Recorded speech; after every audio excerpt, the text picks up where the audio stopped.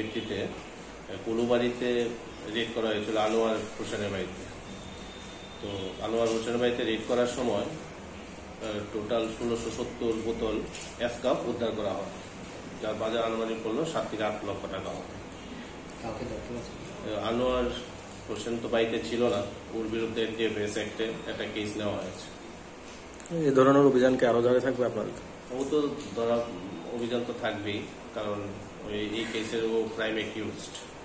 বারবার আপনারা অভিযান করছেন কিন্তু নেশা বন্ধ হচ্ছে না, বিভিন্ন পুলিশ প্রশাসনের সুনামুরা থেকে ধরা। অ্যাকচুয়ালি আমাদের অভিযান তো চলছে, নেশাবিরোধী অভিযান তো চলছে। তো আমরা যতটুকু সম্ভব হচ্ছে এটা কাটিল করা যায় কিনা সেই চেষ্টাই করছি। তো আনোয়ার হোসেনও একজন নেশা কারবারি হিসেবেই পরিচিত। তো আমরা চাইছি যে এইভাবে যারা যারা নেশা কারবারের সঙ্গে যুক্ত এদের সবাইকে জালে তোলা হবে। বর্তমানে আনোয়ার হোসেন কি পলাতক রয়েছে? আনোয়ার হোসেন এখন পলাতক আছে। Actually likely to be revolver, cultivate revolver এবং ফায়ার আর্ম। আমাদের কাছে একটা গোপন খবর ছিল যে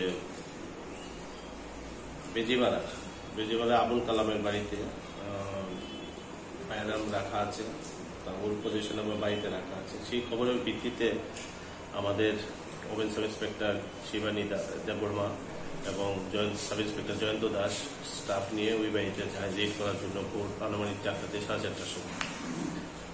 যখন ওই বাড়িতে যায় তখন ফ্যামিলি মেম্বারসরা ছিল, কিন্তু আবুল কালাম পুলিশের উপস্থিতি টের পেয়ে আগেই পালিয়েছে।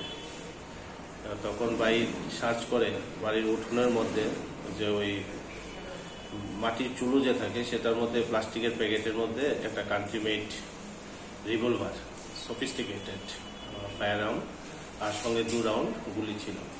অ্যাকর্ডিংলি ওই দুটো সিজ করা হচ্ছে এবং তদন্ত চলছে কিসের জন্য